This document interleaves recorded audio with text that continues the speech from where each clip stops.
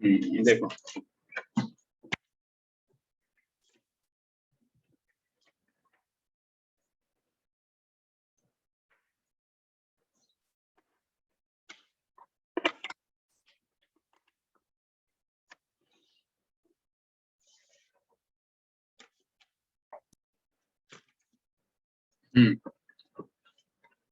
देखो अब जैसे अगर सपोज करो तुम्हें दिया जाए,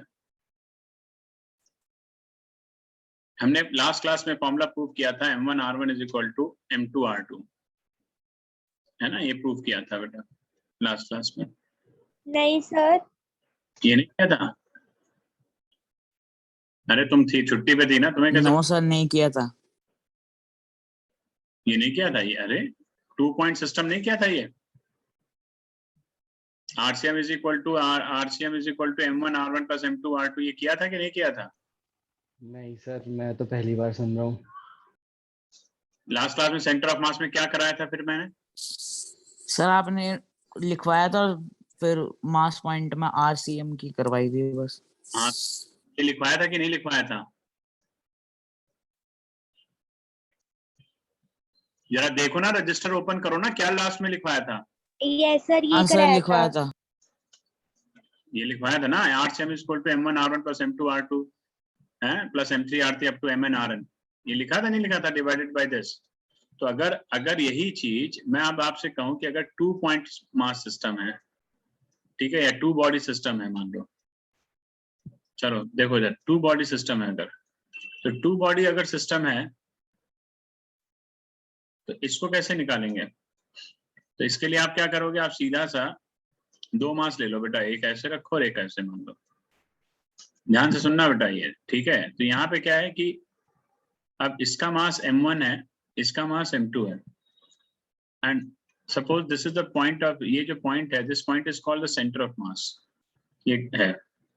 अब ये सेंटर ऑफ मास अगर है और सेंटर ऑफ मास से M1 जो डिस्टेंस है that is R1 and the distance of M2 from the centre of mass this is R2, right? तो इस केस में क्या है, तो what about the centre of मास? तो सेंटर ऑफ मास को अगर हम कह दें कि भैया अगर मैं इसको ओरिजिन O00 ले लूं, तो बेटा एक चीज देखो, तो इस केस में क्या होगा कि अगर सेंटर ऑफ मास जो है, फॉर्मूला जरा देखो, फॉर्मूला क्या है बेटा? RCM is equal to M1R1 plus M2R2। अब 2 पॉइंट मास है तो हम बस यहीं तक रोक लेंगे फॉर्मूले को, अपॉन M1 प्लस M2, ठीक है, ऐसे कर लो। अब क्योंकि सेंटर ऑफ मास की पोजीशन क्या है, ओरिजिन ही है, यानी 0 है, तो 0 is equal to M1R1 plus M2R2 आ गया, क्योंकि M1 प्लस M2 का प्रोडक्ट इधर हो जाएगा तो भी 0 हो जाएगा। तो M1R1 वेक्टर किसके बराबर आ गया? माइनस ऑफ M2R2 के। क्यों भाई, बोलो? तो R1 वेक्टर किसके इक्वल आ गया? तो यानी ये बराबर आ गया, यानी मैग्नीट्यूड क्या आएगा? M1R1 is equal to M2R2 के, समझे? M1R1 किसके इक्वल आएगा? M2R2 के। तो ये होता है।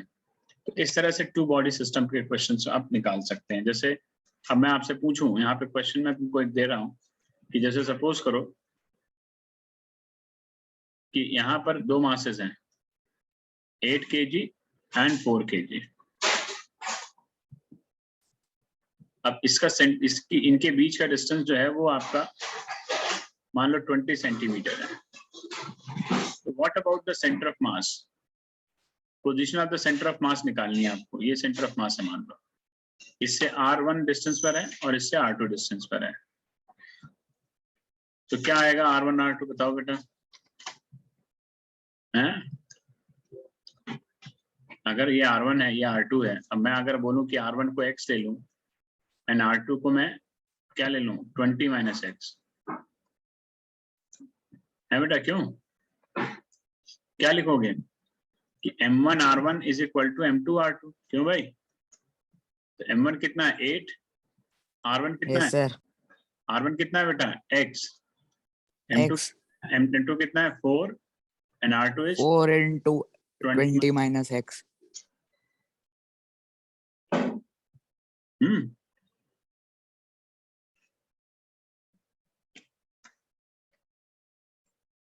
तो 4 4 टू 8, 2x आ गया। 2x is equal to 20 minus x आ गया, तो 3x इज इक्वल टू आ गया 20, x आ गया 20/3। तो दूसरा क्या आएगा 20 माइनस 20/3, क्यों बेटा? तो ये आ जाएगा 40/3। Yes sir. चलो नोट करो इसको, सॉरी नोट करो बेटा।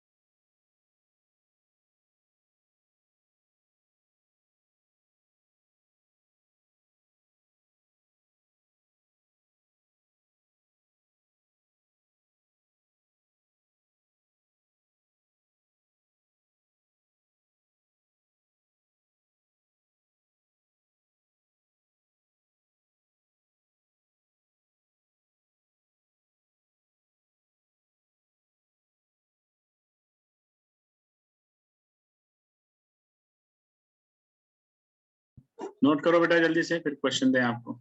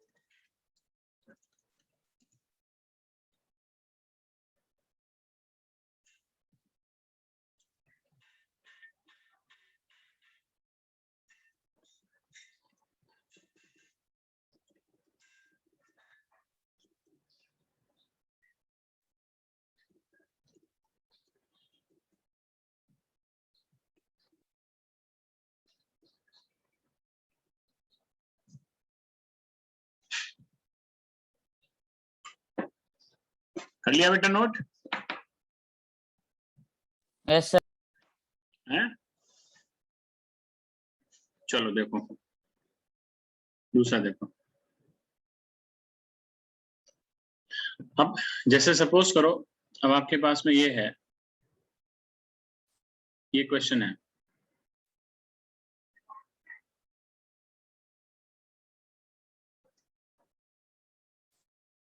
देखो एक चीज ध्यान रखना बेटा, जैसे हमने फार्मूला निकाला RCM is equal to M1R1 plus M2R2 अपॉन M1 प्लस M2, ठीक है ना? ये पोजीशन होती है, पोजीशन ऑफ द क्या होती है बेटा? सेंटर ऑफ मास, ठीक है? तो अगर अलोंग एक्स एक्सिस अगर निकालना पड़े आपको, तो XCM इसी तरह से लिख दोगे M1X1 plus M2X2 upon M1 plus M2। YCM निकाल सकते हो आप M1Y1 plus M2Y2 upon M1 plus M2, ठीक है बेटा?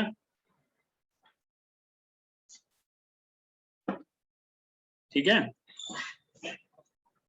तो यहाँ पर क्या है, दो मासेस है मान लो ऐसे, अब ये एंगल पर है मान लीजिए, ये 37 डिग्री पर है, यहाँ 4 kg मास रखा है, यहाँ पर 2 kg मास रखा है, तो इसका सेंटर ऑफ मास कहाँ होगा? यहीं कहीं पे होगा, क्यों भाई?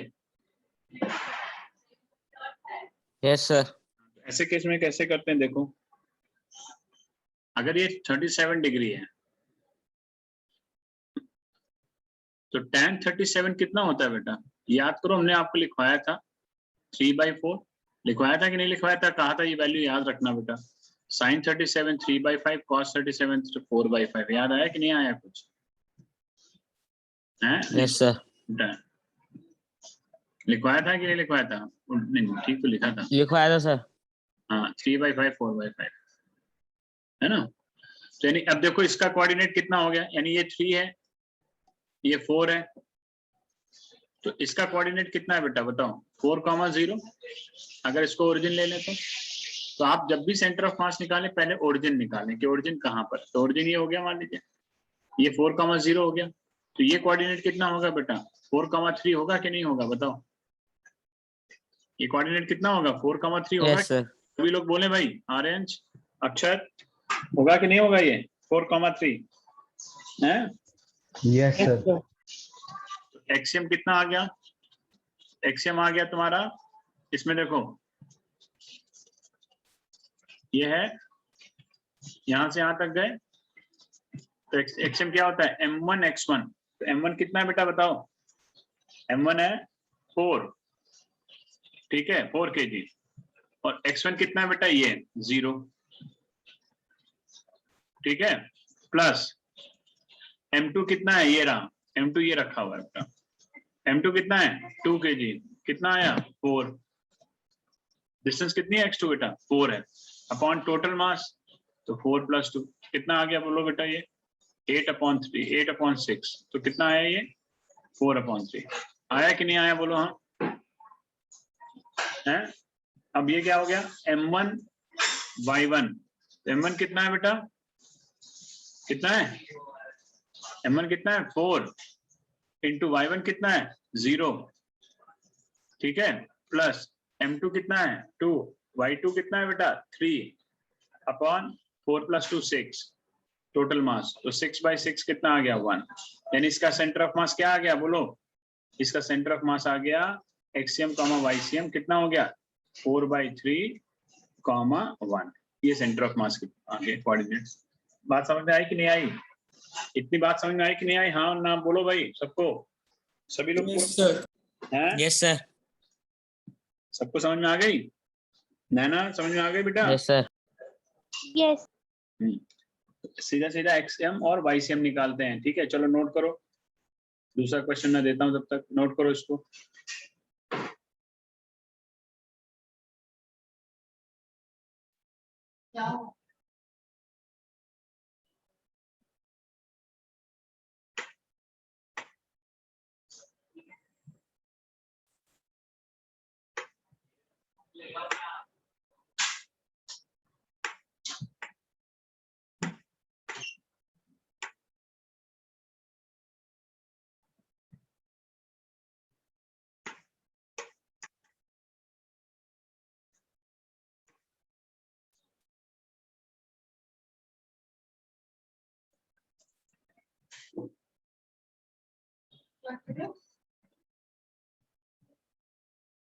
अरे 370 है, हाँ 370 आ गया 10।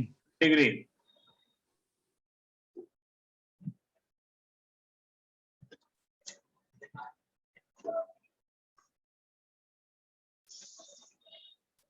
थर्टी 37 डिग्री बेटा,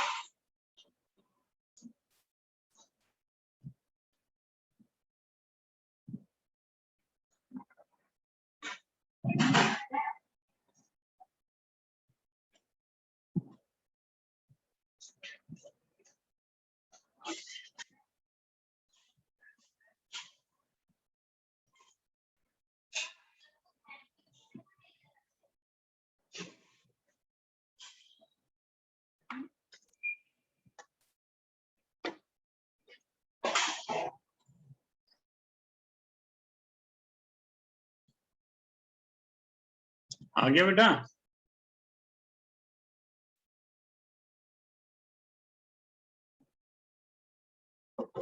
अब इसी टू बॉडी सिस्टम में एक अच्छा सा क्वेश्चन दे रहा हूं आपको। अगर ऐसा कभी जैसे आपने देखा होगा, मैं आपको वैसे क्वेश्चन तो दूसरा है, लेकिन ये मैं एक पहले इस तरह का करा दूं फिर आपको बताऊंगा, ठीक है?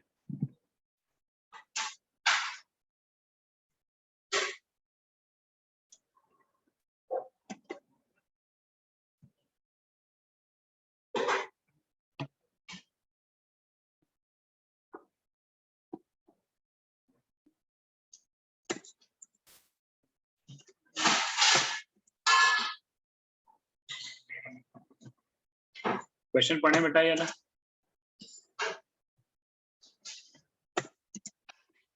क्वेश्चन पढ़िए बेटा इसको ध्यान से। क्या लिखा है? 2 particle of mass 2 kg and 4 kg lie on the same line. If 4 kg is displaced rightward by 5 meter, then by what distance 2 kg should be moved for which the center of mass will remain at the same position? ठीक है, देखो पहले मान लो इस type के question कैसे करते हैं, टाइम नहीं वेस्ट करना हमें, ठीक है? मैं बताते चलता हूँ। जैसे पहले आपने क्या करना है, क्योंकि फर्स्ट टाइम आपके पास में क्वेश्चन है, आप पहली बार इसको देख रहे हैं। यहाँ पे 2 kg है, मान लीजिए यहाँ 4 kg है, ठीक है बेटा? मान सपोज करते हैं कि if the centre of mass is at C, और जो की डिस्टेंस कितनी है R1 and another is R2। तो now this is the 2 point mass system बेटा। 2 बॉडी सिस्टम है कि नहीं? हाँ या ना बोलो बेटा जल्दी से, है कि नहीं है? है सर। क्या लिखेंगे इसको? 2R1 M1R1 लिखते ना, M1R1 equal to M2R2। If the center of mass is taken origin as a origin, उस केस में क्या है? 2R1 is equal to 4R2। ये पहली इक्वेशन है। Now according to question, अब इसने कहा कि अगर सपोज करो 4 kg मास को हम 5 मीटर बढ़ा देते हैं राइट साइड में, इस तरफ कर देते हैं, तो 2 kg किस तरफ बढ़ेगा? मान लो 2 kg यहाँ आ गया बेटा। अब सेंटर ऑफ मास अगर यहीं पर है, यहाँ पर है मान लीजिए, तो ये पहले R1 था, क्यों बेटा? था कि नहीं था? ये कितना हो गया बेटा? मान लो x बढ़ गया। ये कितना था? R2 था, क्यों बेटा बोलो? अभी इसको कितना बढ़ा दिया? 4 kg को खींच करके कहाँ ले गया बेटा? यहाँ ले गया, 5 मीटर बढ़ा दिया, 5 सेंटीमीटर या 5 मीटर है, चलो जो भी है। तो अब अबाउट इट सेंटर ऑफ मास अब क्या होगा? 2 into R1 plus x is equal to 4 into R2 plus मान लो 5। तो जरा इन दोनों को सॉल्व करिए, जरा निकालिए बेटा। क्या आया? x की वैल्यू क्या आई बताइए, जल्दी से निकालो बेटा, सॉल्व करके बताओ। x कितना आया? जल्दी सॉल्व करो बेटा।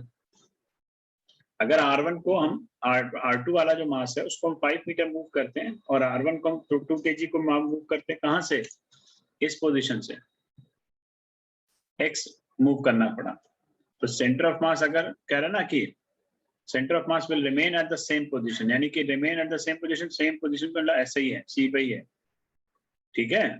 तो निकालो x कितना मूव करना पड़ा बेटा, अगर उसको वहीं रखना है सेंटर ऑफ मास को। ठीक है, करिए।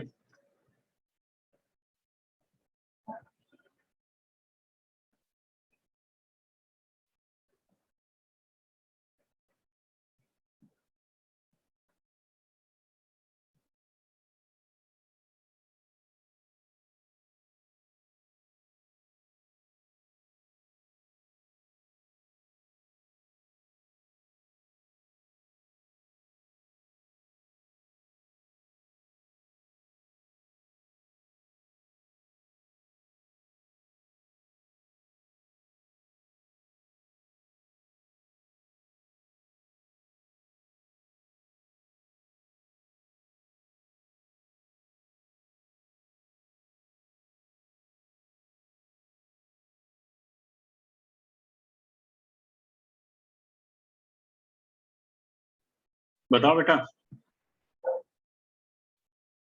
सर 10। हाँ 10 आ रहा है, बिल्कुल ठीक, 10 आ रहा है।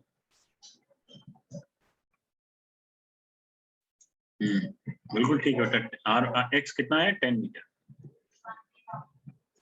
Okay sir. ठीक है ना, समझ गए? इस टाइप के क्वेश्चन अगर आते हैं तो अगर आप इसको एक्स बढ़ाते हैं तो दूसरे वाले को वाई बढ़ाना पड़ेगा, समझे? Okay sir. बस यस सर। मैं सेम पोजीशन पर रहता हूँ। सर मेरा 10 नहीं आ रहा है? देखो आप ये भी इक्वेशन यूज करो, 2r1 की जगह 4r2 लिख देना, ठीक है? ये भी लिख सकते हो, पहले ये भी लिखो, तब आएगा बेटा, है ना? एलिमिनेट करो उसको। सर पहले नीचे वाली को मल्टीप्लाई करके लिखना, फिर उसमें R2 4R2 की वैल्यू पुट कर देंगे। 2r1 is equal plus 2x is equal to 4r2 plus 20। क्यों भाई? हैं? अब 2r1 सर आ गया। हाँ 4r2 plus 2x is equal to 4r2 plus 20, तो ये कैंसिल हो गया, x 10 आ गया, नहीं आ गया? ठीक है, चलो आगे देखो। तो इस टाइप के क्वेश्चंस आपको मिलेंगे, है ना? अब जैसे क्या होता है, अब इसमें एक नया टाइप का क्वेश्चन आता है कि अगर जैसे मान लीजिए हमारे पास में, ठीक है, एक तो ये हो गया कि भाई इतना x आगे चला गया। अब अगर मैं आपसे कहूँ कि भाई 3 पार्टिकल है, मान लो 3 पार्टिकल को अगर हम लिखते हैं, ठीक है, 3 पार्टिकल हैं और 3 पार्टिकल का हमें निकालना है, मान लीजिए देखें जैसे ये है, या 3 का, या मैं 4 का कर लेता हूँ, 3 का तो हमने देख लिया एक तरह से, 4 का करते हैं। मान लीजिए 4 ये है ऑब्जेक्ट्स हैं, पॉइंट ऑब्जेक्ट्स हैं, और इनको हमने कहीं पर ऐसे रख दिया,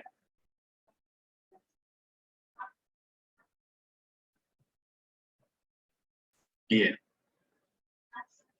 यहाँ पे 2 kg है, यहाँ पे 4 kg है, यहाँ पे मान लो 4 kg है, यहाँ पर आपका 2 kg है। अब इस पूरे का सेंटर ऑफ मास निकालना है आपको। कितना निकालना है बेटा? सेंटर ऑफ मास निकालना है। मान लो ये 10 मीटर, ये भी 10 मीटर।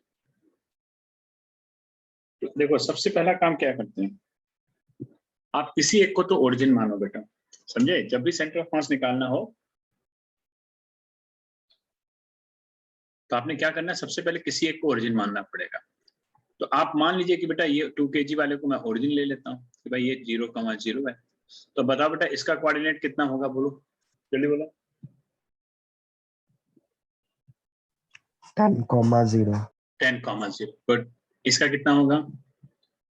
10,10 हो जाएगा। 10 इसका सर हाँ सेंटर ऑफ मास 0, निकालने के लिए सबसे 10 पहले कोऑर्डिनेट्स निकालना पड़ता है। हाँ पहले कोऑर्डिनेट्स निकालना पड़ता है, ठीक है ना? फिर उसके बाद अगर डिस्क्रीट सिस्टम है, ठीक है, पहला काम कोऑर्डिनेट्स निकाल, क्योंकि फॉर्मूला क्या होता है। अब अगर मैं आपसे बोलूं कि एक्सियम क्या है, एक्सियम आप क्या लिखेंगे? तो एक्सियम आप लिखेंगे m1x1 plus m2x2 plus m3x3 plus m4x4, समझे? Divided by total mass m1 plus m2 plus m3 plus m4, ठीक है, ये आएगा। तो एक्सियम कितना आ जाएगा? तो m1x1, तो m1 कितना दे रखा है बेटा? m1 आपका 2 kg है, तो 2 इंटू 0 हो गया, प्लस ये कितना हो गया? 4 इंटू 10 हो गया, प्लस 4 इंटू 10 हो गया, प्लस 2 इंटू 0 हो गया, अपॉन कितना आया? Total mass 2 plus 4 plus 4 plus 2, 8 4 12 हो गया। कितना आया? 40 प्लस 40 डिवाइडेड बाई 12, या 80 बाई 12 आ गया, ठीक है, या 20/3 आ गया। तो ये सेंटर ऑफ मास आ गया एक्स का। समझे बात को? है कि कुछ गड़बड़ हो रहा है? नहीं, कोई गड़बड़ नहीं हो रहा है, ठीक है? सुन लिए कि नहीं सुना भाई? हैं। अब ऐसे चलो YCM बताओ कितना आएगा, जल्दी से निकालो सब लोग, चलो YCM इसी तरह से निकालिए, M1Y1 + M2Y2 करो जल्दी से।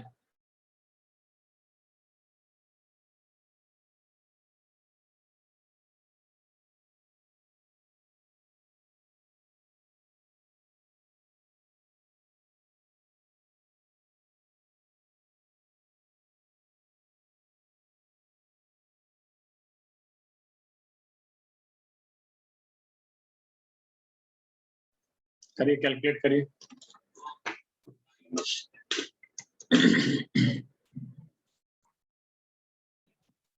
सर 25/3।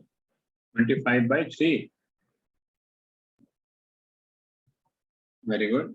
चलो, और किसी का कितना आ रहा है? 25/3 आ रहा है बेटा?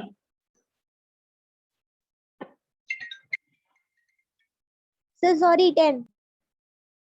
कितना आ रहा है?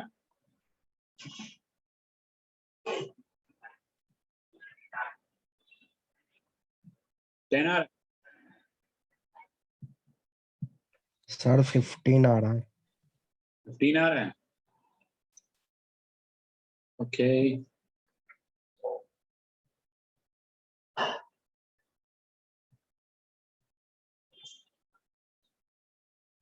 और किसी का कितना आ रहा है? किसी का 10 आ रहा है, किसी का 15 आ रहा है बेटा, ऐसे कैसे हो सकता है बेटा?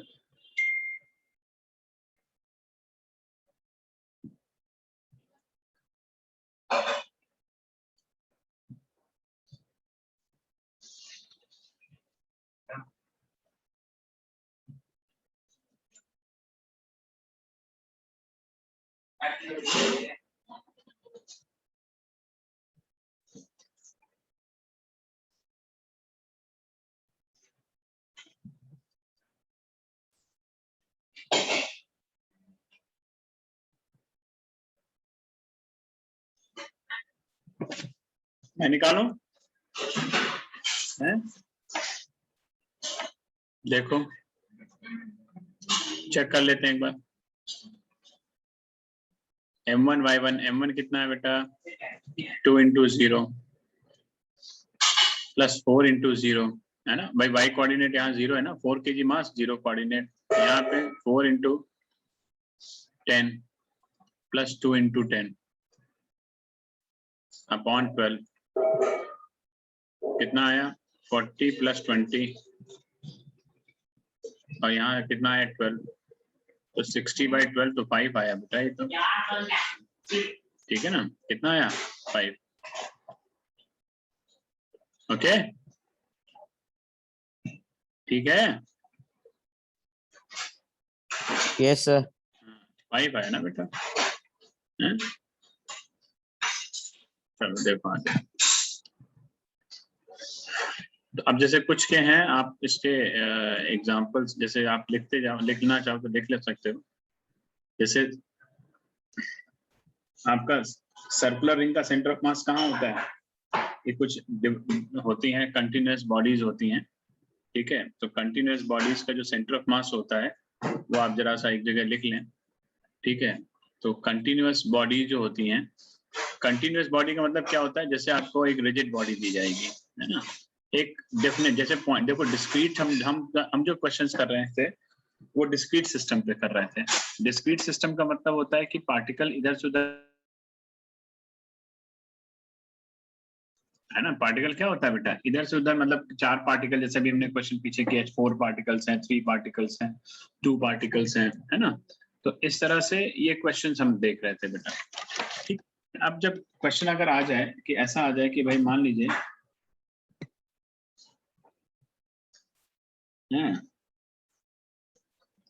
तो अगर ऐसा अगर आ जाए, मान लीजिए कि भाई अगर बोला जाए कि भाई ठीक है, और जो है ये, जैसे मैंने आपसे कहा कि पूरा का पूरा एक बॉडी का, जैसे रिंग का बताना है, डिस्क का बताना है, कोन का बताना है, स्फेयर का बताना है, ठीक है ना? तो ऐसे के सेंटर ऑफ मास कैसे निकालते हैं? तो ये थोड़ा सा आपको इसको याद रखना होगा। तो ये कंटिन्यूअस मास सिस्टम होता है एक तरफ से, इसको बोलते हैं continuous mass system. Good evening बेटा, ठीक है? सॉरी लेट हो गया। कोई नहीं, ठीक, बोलते हैं कंटिन्यूअस मास सिस्टम। तो कंटिन्यूअस मास सिस्टम किसी भी एक रिजिड बॉडी के लिए होता है, ठीक है, तो रिजिड बॉडी का अगर सेंटर ऑफ मास निकालना है तो उसके लिए हमें क्या करना होगा, तो उसके लिए पहले हम आपको एक छोटे से पहले कुछ फॉर्मूले बता दे रहे हैं। ठीक है, फॉर्मूले का मतलब कि आप जैसे मान लीजिए रिंग है, रिंग का सेंटर ऑफ मास कहाँ पर होता है, रिंग है जैसे जैसे ये है, रिंग इस तरह की बनी होगी ऐसे, ठीक है, और इसके बाद जो है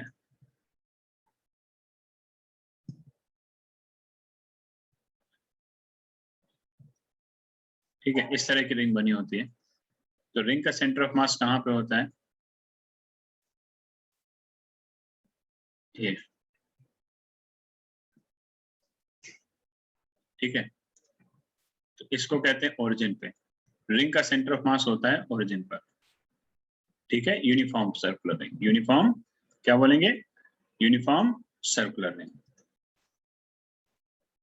तो यूनिफॉर्म सर्कुलर रिंग का जो सेंटर ऑफ मास होता है, ठीक है, इसका सेंटर ऑफ मास कहाँ पर आता है बेटा, इसका आता है एक्सियम कॉमा वाईसीएम, कहाँ कहाँ आएगा, 0,0 पे। ठीक है बेटा, सुन रहे हो, हैं, सुन रहे नहीं सुन रहे, यस सर। हाँ, अगर yes sir. Semi circular ring का अगर निकालना है तो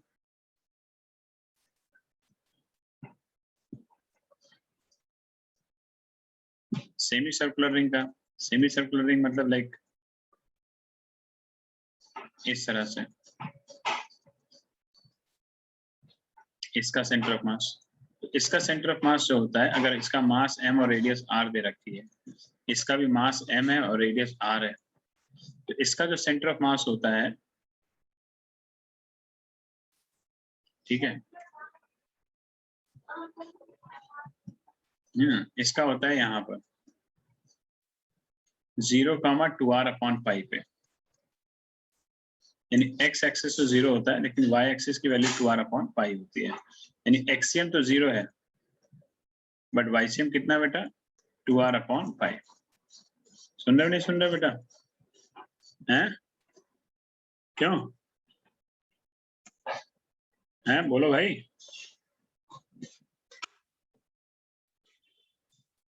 बोलो। Yes sir. इसके बाद जैसे सेमी सर्कुलर डिस्क होती है, जैसे ये रिंग थी, ऐसे सेमी सर्कुलर डिस्क होता है।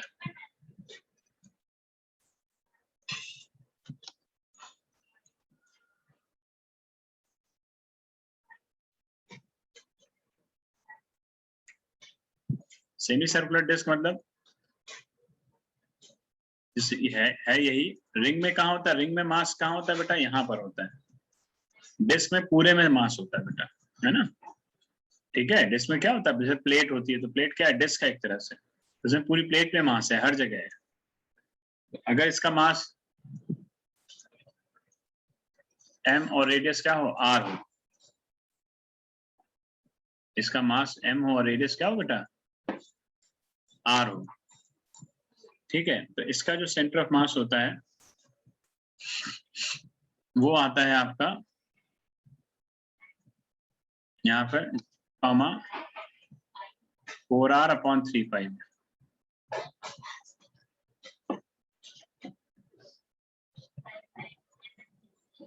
कहाँ पर होता है,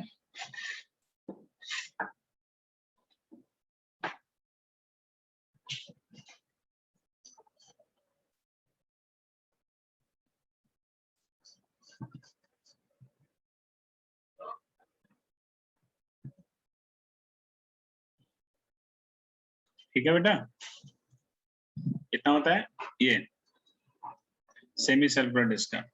अगर इसी तरह से आप अगर निकालते हैं हॉलो स्फीयर का, ठीक है ना, हॉलो हेमिस्फीयर, एक होता है हॉलो हेमिस्फीयर, एक हॉलो स्फीयर होता है, तो हॉलो अगर हेमिस्फीयर का निकालते हो, ठीक है, तो इसका बेटा जैसे कटोरी होती है ना, कटोरी, तो कटोरी को आप उल्टा रख दो ऐसे,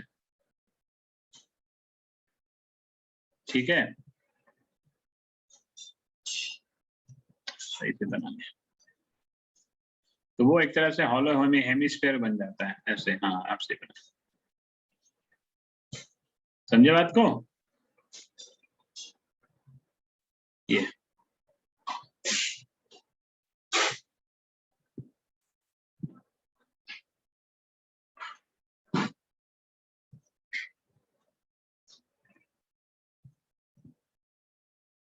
तो इसका जो है सेंटर ऑफ मास कहाँ होता है?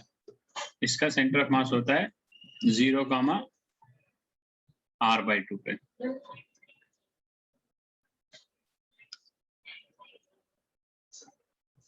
इसका कहाँ होता है?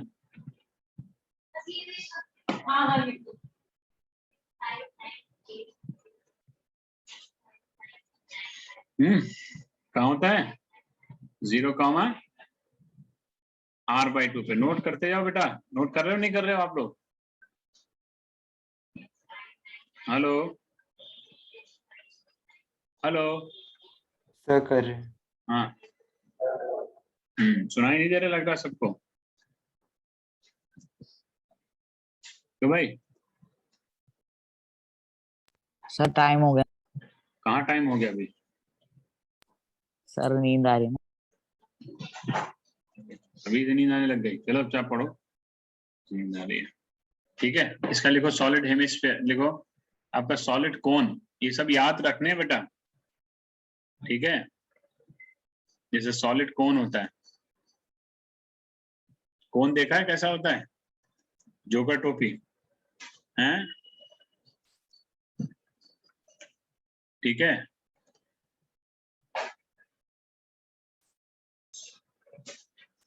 तो जोकर टोपी होती है ना इस तरह की, ये। चलो इतने याद कर लो, अब मैं इतने बताता हूँ फिर आगे चलते हैं। तो सॉलिड कोन में क्या होता है? सॉलिड कोन में आता है 0,3h/4। यहाँ कहीं पहले इतने आज ये इतने थोड़े से पढ़ो, फिर आप अभी आगे चलते हैं। नोट करो इतने पहले, जल्दी से नोट करो बेटा, फिर नेक्स्ट आगे बाद में बताएंगे। चलो दूसरा टॉपिक स्टार्ट करते हैं सीधे सेंटर ऑफ मास में।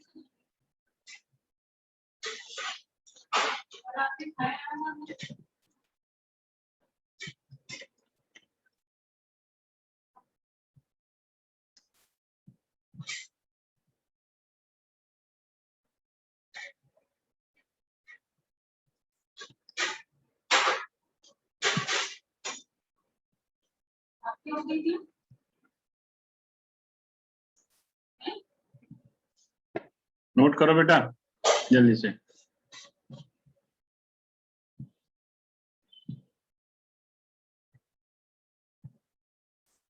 बता देना कर लेना तो, कि बैठे रहो पता चला।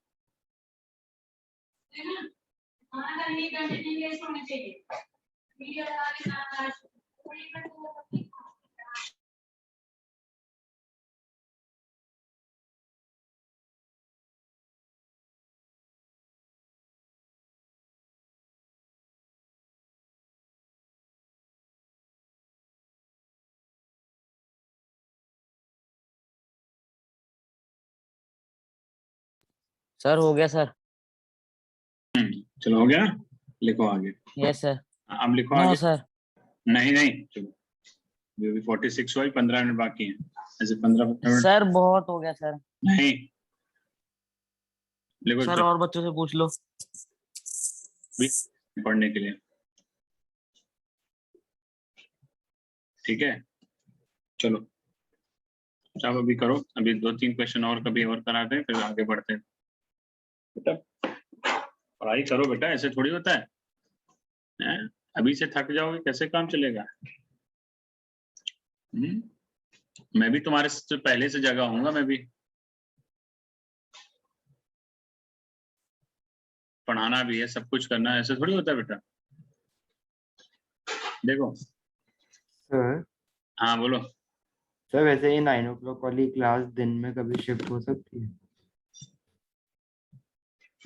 शिफ्ट तो हो जाएगी, बस ये किसी को प्रॉब्लम आ रही है बस, और कोई दिक्कत नहीं है, या उसकी पता नहीं, दिन में शिफ्ट हो जाएगी। हमें वही, हम अपने टाइम पे पुराने आ सकते हैं, टीटीएस वाले टाइम पे, थर्सडे पे आ सकते हैं, कोई दिक्कत नहीं है मेरे पास में। नहीं सर। इस कोई दिक्कत आ रही है बस, और पहले नहीं रख सकते हो हैं? 7 बजे रख सकते हो सर कौन से दिन? तो ये आज ही के दिन। सर 7 o'clock तो नहीं हो सकता सर, मतलब दिन में सर हो सकता है। दिन में नहीं, दिन में रहती है, नहीं नहीं आज मतलब 7 नहीं, सर सैटरडे संडे का भी? 8 रख सकते हो। नहीं सैटरडे तो ऑलरेडी तुम्हारी क्लास होती है 8। सर तो ऐसे करो ना सर, हाँ आज की क्लास मतलब जो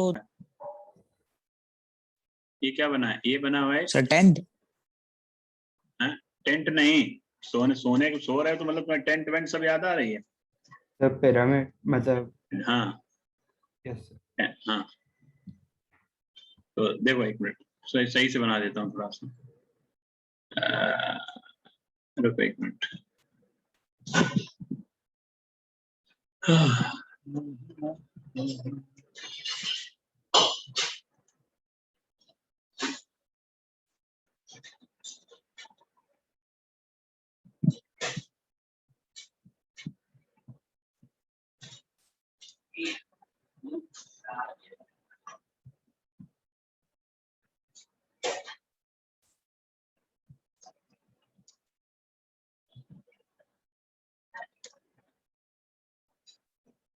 जैसे ये देखो, अब तुमसे पूछा गया भाई इसका सेंटर ऑफ मास क्या होगा, तो आपको ये मास दिए गए, मान लो यहाँ पर कि भाई इसका मास जो है 2 kg है, ये सब 2 kg के रखे हैं इसमें मासेस ऐसे, ठीक है। और यहाँ पर कोई 2 kg का मास रखा गया, पूछा गया इसका सेंटर ऑफ मास क्या होगा। अगर इसके सेंटर से और इसके यहाँ तक की डिस्टेंस जो है वो मान लो 4 सेंटीमीटर है, 4 मीटर है, ठीक है बेटा। तो इसका सेंटर ऑफ मास कहाँ होगा? तो जानते हो ऐसे क्वेश्चन को क्या करते हैं, ऐसे क्वेश्चन को हम 2 बॉडी सिस्टम बनाते हैं। क्या बनाते हैं? 2 बॉडी सिस्टम। तो जैसे 2 बॉडी सिस्टम कैसे बनाओगे, तुम क्लब करो ये चारों मासेस को।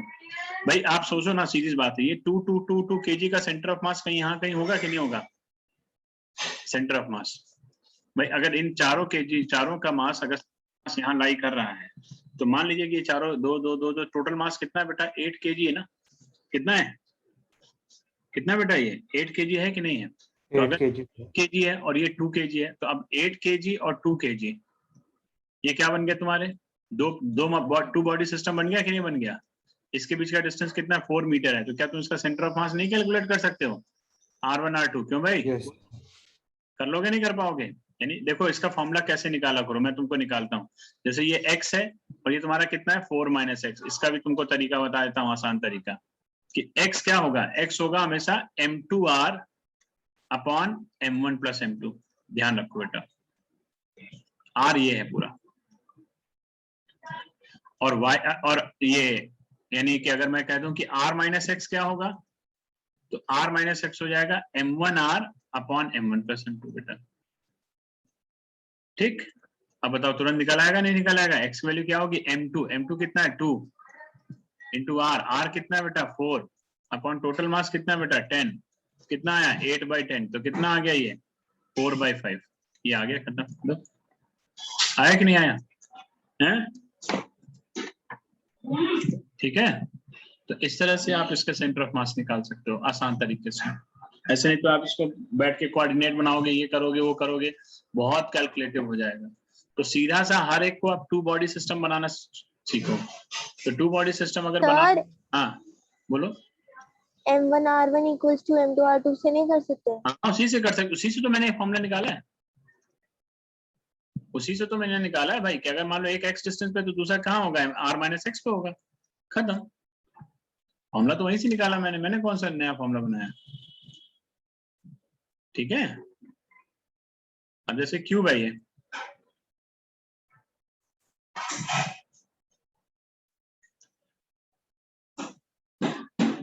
क्यूब है। मैंने इस क्यूब में, ठीक है, ये a डिस्टेंस दे रखी है, कितनी है, a है, इस तरह से ये, और मासेस क्या है बेटा, देखो मासेस सब जगह मान लो 2 kg रखा हुआ है, सब जगह 2 kg, सब कॉर्नर्स पे मासेस कितने रखे हैं बेटा, 2 kg के।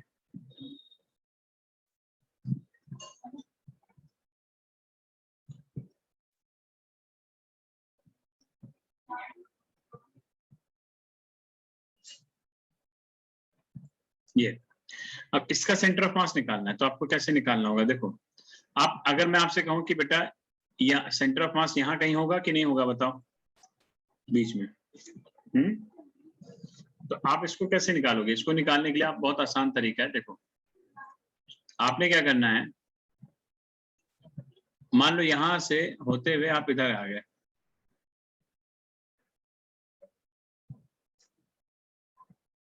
यानी दोनों के सेंटर ऑफ मास पे वो निकाल दे कि भाई इसका सेंटर ऑफ मास कहाँ होगा, इस वाले ये वाले स्क्वायर सरफेस का, ठीक है, कौन से,